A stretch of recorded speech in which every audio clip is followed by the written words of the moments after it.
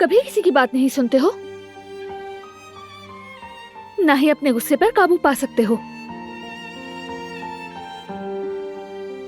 अगर मैं उन सबको ना बताती तो बताओ फिर क्या होता?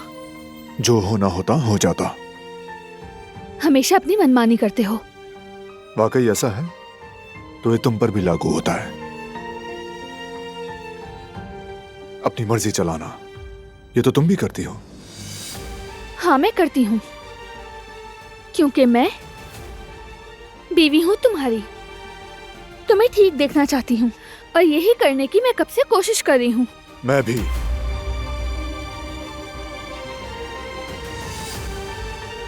सुबह तक जख्म ठीक हो जाएगा।